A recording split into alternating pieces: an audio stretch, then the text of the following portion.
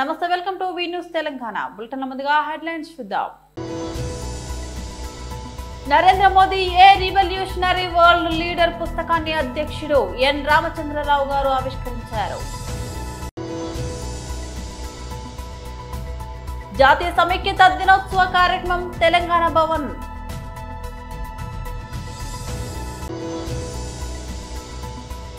తెలంగాణ ప్రజాపాలన దినోత్సవం 2025 వేడుకల్లో ముఖ్యమంత్రి రేవంత్ రెడ్డి.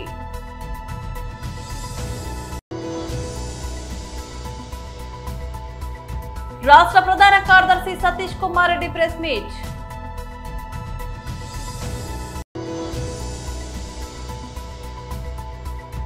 ఐసీసీ ర్యాంకుల్లో టాప్ లేపిన టీమిండియా ఆటగాళ్లు. Narendra Modi a revolutionary world leader పుస్తకాన్ని అధ్యక్షులు ఎన్ రామచంద్రరావు ఆవిష్కరించారు. శ్రీ నరేంద్ర మోడీ గారు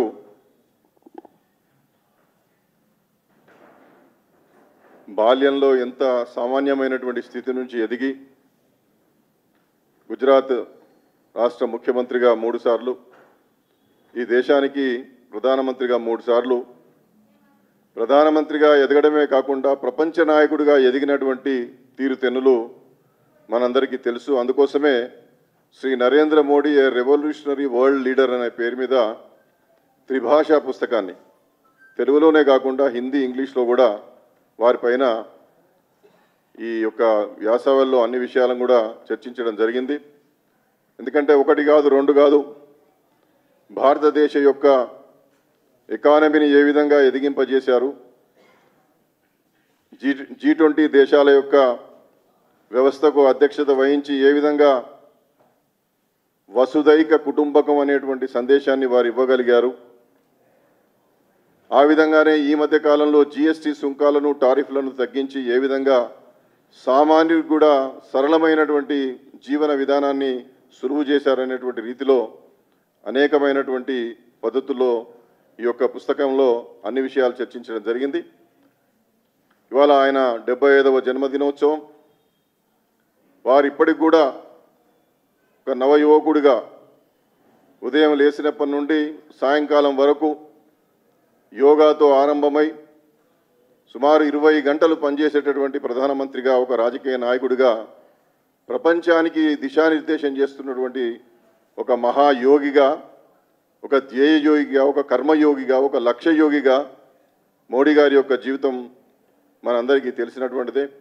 అందుకోసం వారి తత్వం, వారి దూరదృష్టి, వారి దార్శనికత కేవలం భారతదేశానికే పరిమితం కాకుండా ప్రపంచ పరివ్యాప్తం శాంతి కాముకమైనటువంటి వసుదైక కుటుంబకంగా ఉండాలనేటువంటి ఒక ఆలోచన చేస్తున్నటువంటి నేపథ్యంలో ఇవాళ ప్రపంచమంతా కూడా ఎక్కడ భారతీయులున్నా, ఎక్కడ వారి అభిమానులున్నా ఒక పర్వదినంలా, ఇది మోడీ గారి జన్మదినం కాదు, మా అందరికీ పర్వదినం అనేటువంటి పద్ధతుల్లో ఈ యొక్క వారి జన్మదినాన్ని జరుపుకుంటున్నటువంటి నేపథ్యంలో వారి మీద కొన్ని ఈ యొక్క వ్యాసాలను రాసి ఈ పుస్తకాన్ని ఈరోజు అధికారికంగా శ్రీ రామచంద్రరావు గారి చేతుల మీదుగా ఆవిష్కరించడం జరిగింది. జాతీయ సమైక్యత దినోత్సవ కార్యక్రమం తెలంగాణ భవన్.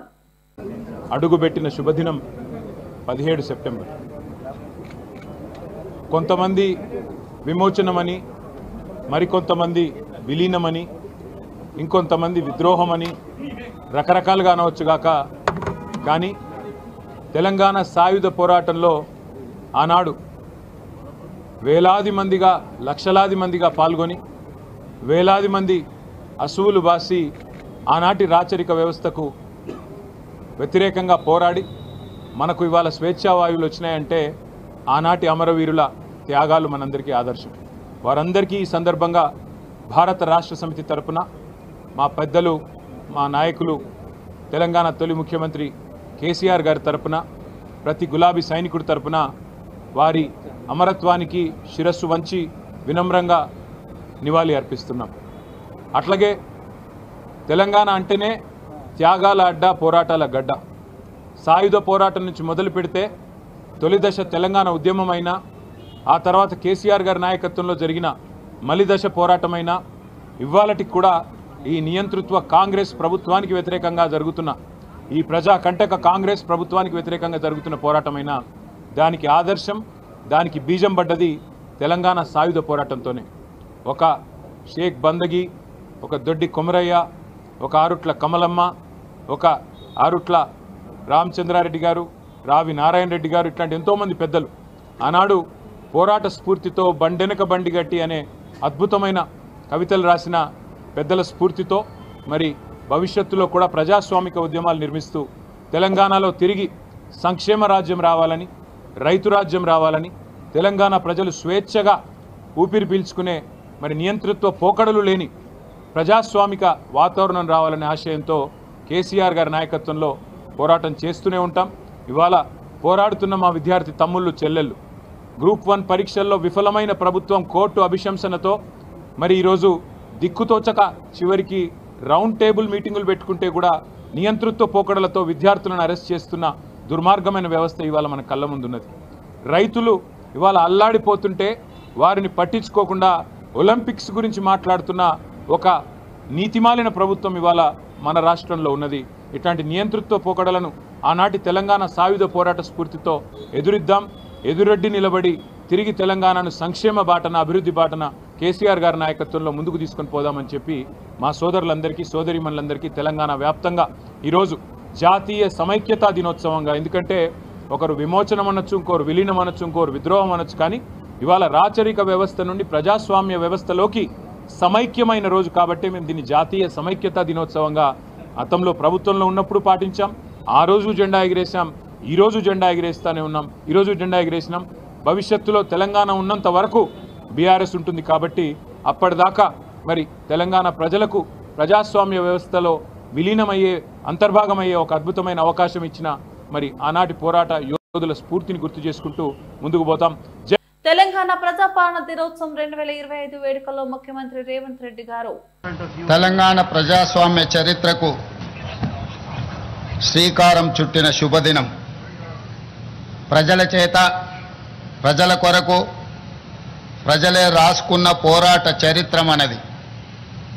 నిజాం నియంతృత్వంపై సామాన్యుడు సాయుధ పోరాటంతో సాధించుకున్న విజయం ఈరోజు మనము అనుభవిస్తున్న ప్రజాస్వామ్యం.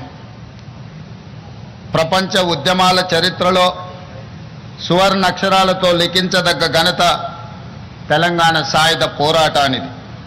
1948 సెప్టెంబర్ 17 ఈ పోరాటంలో ప్రజలు విజయం సాధించి స్వేచ్ఛా పతాకను ఎగరవేసిన రోజు. ఈ గడ్డపై రాచరికానికి ఘోరీ కట్టి ప్రజాపాలనకు హారతి పట్టిన రోజు సెప్టెంబర్ 17. అందుకే ఇది ప్రజాపాలన దినోత్సవం. రాష్ట్ర ప్రజలందరికీ ప్రజాపాలన దినోత్సవ శుభాకాంక్షలు తెలియజేస్తున్నా. స్వేచ్ఛ మన జీవన విధానం. ఈ స్వేచ్ఛ సాధన కోసం ప్రాణ త్యాగాలు సైతం వెనకాడని జాతి మనది. దీనికి చరిత్రనే సాక్ష్యం. అణిచివేత, పెద్దనారితనం, నియంతృత్వం, బానిసత్వ సంకెళ్లను బద్దలు కొట్టి స్వేచ్ఛకు ఊపిరి పోయడానికి ఊపిరి వదిలిన వందలాది మంది అమరులకు ఈ సందర్భంగా ఘన నివాళి అర్పిస్తున్నాను.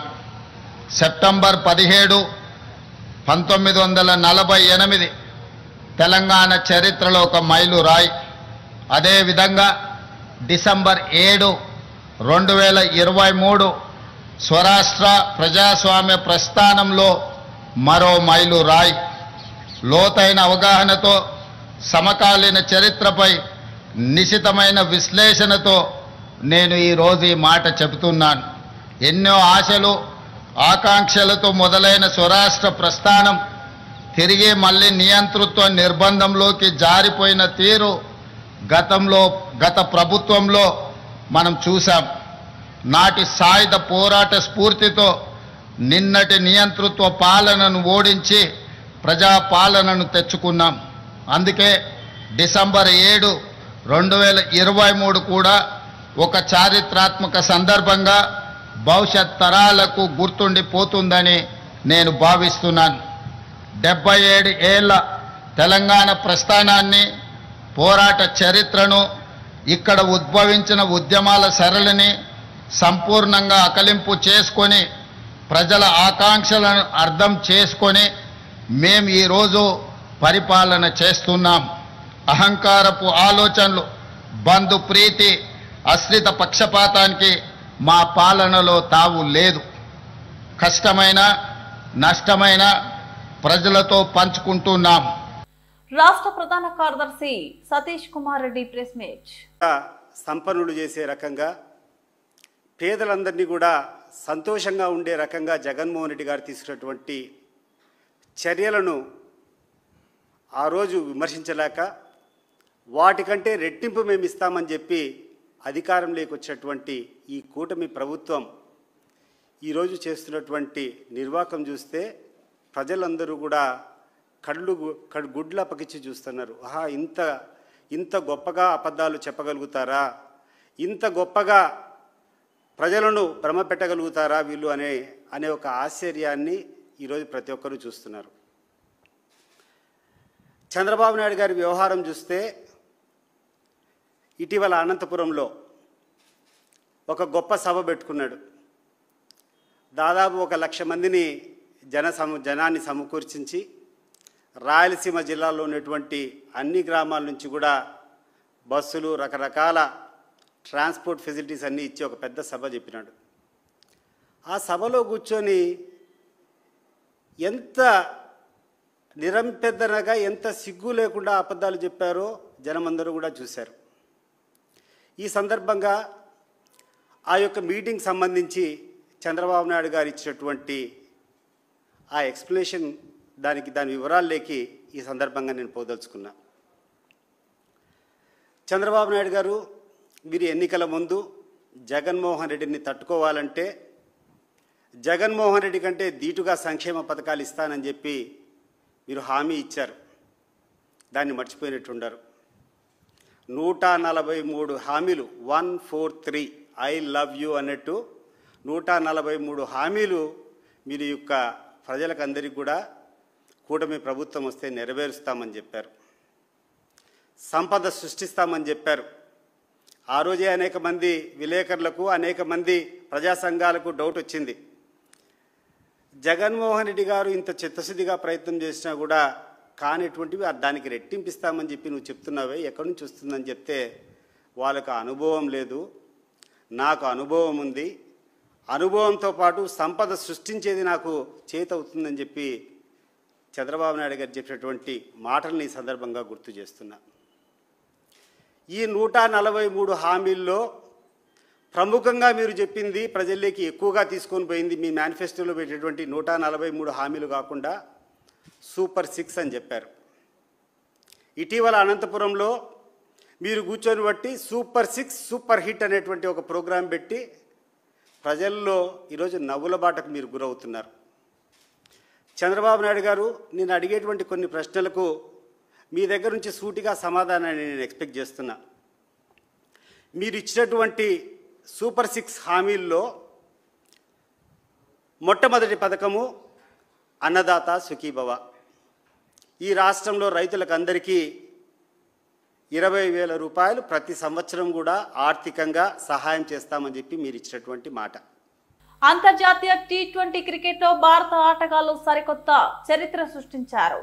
ఐసీసీ తాజాగా ప్రకటించిన ర్యాంకింగ్ లో టీమిండియా స్పిన్నర్ వరుణ్ చక్రవర్తి బౌలింగ్ విభాగంలో అగ్రస్థానాన్ని కైవసం చేసుకున్నారు. దీంతో టీ20 ఫార్మాట్ల బ్యాటింగ్, బౌలింగ్, ఆల్రౌండర్ ఇలా 3 కీలక విభాగాల్లోనూ భారత ఆటగాళ్లే నెంబర్ 1 స్థానాల్లో నిలిచి అరుదైన ఘనతను నమోదు చేశారు. ఇప్పటికే టీ20 బ్యాటింగ్ ర్యాంకుల్లో అభిషేక్ శర్మ, ఆల్రౌండర్ల జాబితాలో హార్దిక్ పాండ్యా అగ్రస్థానంలో కొనసాగుతున్న విషయం తెలిసిందే. ఇప్పుడు వరుణ్ చక్రవర్తి కూడా వారి సరసన చేరడంతో టీ20 క్రికెట్ పై భారత్ పూర్తి ఆధిపత్యాన్ని ప్రదర్శించినట్లయింది. గత కొంతకాలంగా అద్భుత ప్రదర్శన కనబరచడమే వరుణ్ ర్యాంక్ మెరుగుపరచడానికి కారణమైంది.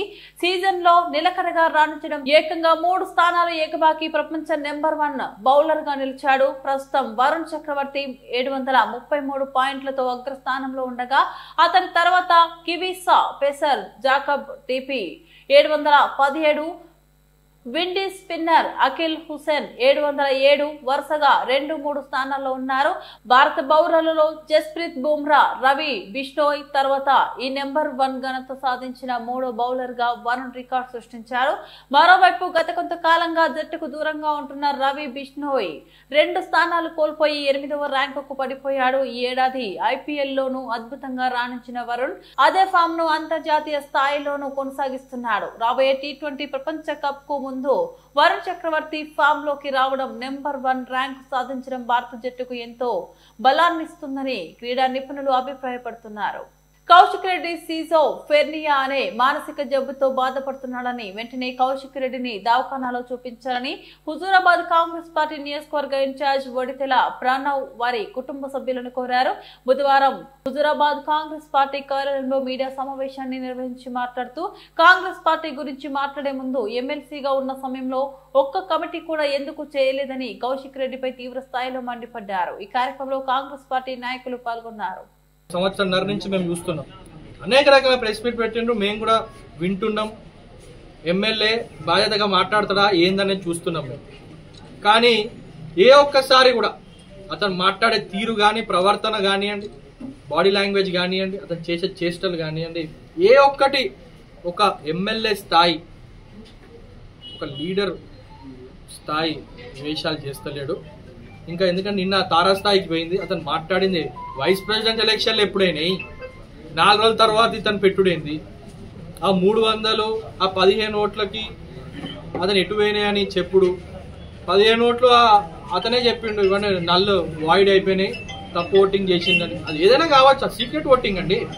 సీక్రెట్ ఓటింగ్ లో ఎవరు బీజేపీకి వేసింది, ఎవరు కాంగ్రెస్కి వేసింది అనేది అసలు సీక్రెట్ ఓటింగ్. ఇంటాక్ట్ మా ఇండియా బ్లాక్ అనేది ఇంటాక్ట్ ఉంది. సో అతను మాట్లాడేది ఏదంటే అది మాట్లాడి సంబంధం లేకుండా ఇవన్నీ చూస్తే దయచేసి నేను వాళ్ళ కుటుంబ సభ్యులకు చెప్తున్నా, ఒకసారి మీరు చూపెట్టాలి. డాక్టర్కి, సైకాట్రిస్ట్కి కాల్ ఇస్తే నా పేరు కూడా ఎవరు కలిసిందో నేను పబ్లిక్లో చెప్పా, డాక్టర్ పేరు కూడా చెప్తా. ఎవరైతే సీజోఫెర్నియా అనే డిసార్డర్ ఉందనేదో ఒకసారి చూపించుకుంటే బెటర్ అని నేను వారి కుటుంబం మీ ద్వారా వాళ్ళ కుటుంబ సభ్యులు కూడా నేను తెలియజేస్తున్నాను. తెలంగాణ ప్రజాపాలన దినోత్సవం సందర్భంగా హనుమకొండ జిల్లా IDOC ప్రాంగణంలో జరిగిన వేడుకలకు ముఖ్య అతిథిగా రాష్ట్ర రెవెన్యూ, హౌసింగ్, సమాచార, పౌర సంబంధాల శాఖ మంత్రి, ఉమ్మడి వరంగల్ జిల్లా ఇన్ఛార్జ్ మంత్రి పొంగులేటి శ్రీనివాసరెడ్డి హాజరై జాతీయ జెండాను ఆవిష్కరించారు. తదుపరి జిల్లా అభివృద్ధిపై ప్రసంగించారు. ఈ కార్యక్రమంలో వరంగల్ పార్లమెంట్ సభ్యురాలు కడియం కావ్య, వరంగల్ నగర మేయర్ గుండు సుధారాణి, ఎమ్మెల్సీ బసవరాజు సారయ్య, శాసనసభ్యులు నాయని రాజేందర్ రెడ్డి, KR నాగరాజు, జిల్లా కలెక్టర్ స్నేహ శబరీష, GWMC కమిషనర్ చాహత్ బాజ్పేయి, కుడా చైర్మన్ ఇనగాల వెంకటరామిరెడ్డి, గ్రంథాలయ చైర్మన్ అజీజ్ ఖాన్, ఇతర అధికారులు, స్థానిక ప్రజాప్రతినిధులు పాల్గొన్నారు.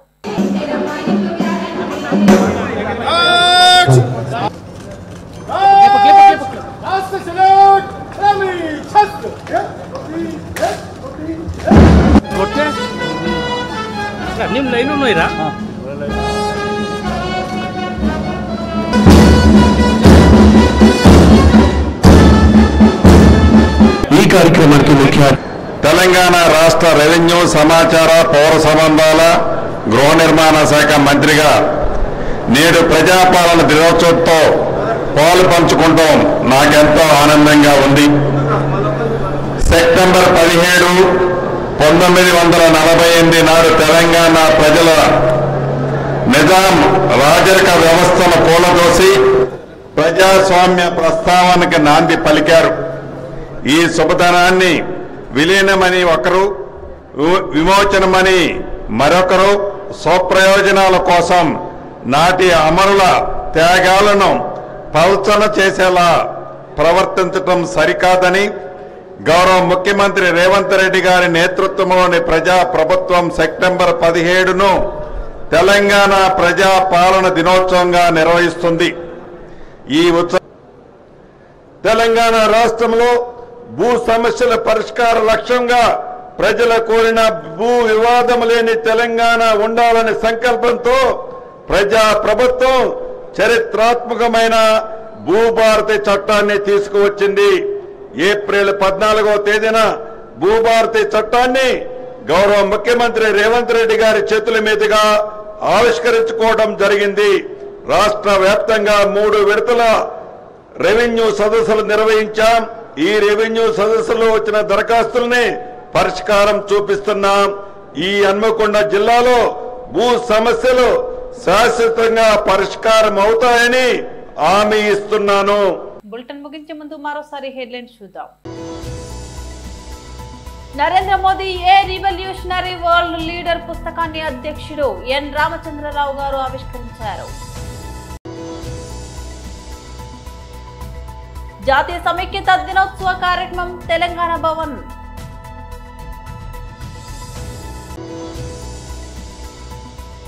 తెలంగాణ ప్రజాపాలన దినోత్సవం 2025 వేడుకల్లో ముఖ్యమంత్రి రేవంత్ రెడ్డి.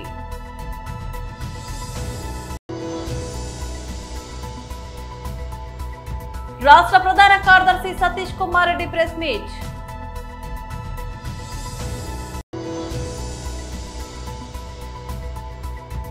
ఐసీసీ ర్యాంకుల్లో టాప్ లేపిన టీమిండియా ఆటగాళ్లు. ఇవి బులెటిన్ అప్డేట్స్. మరో బులెటిన్ లో మళ్ళీ కలుద్దాం. అంతవరకు సెలవు. నమస్తే.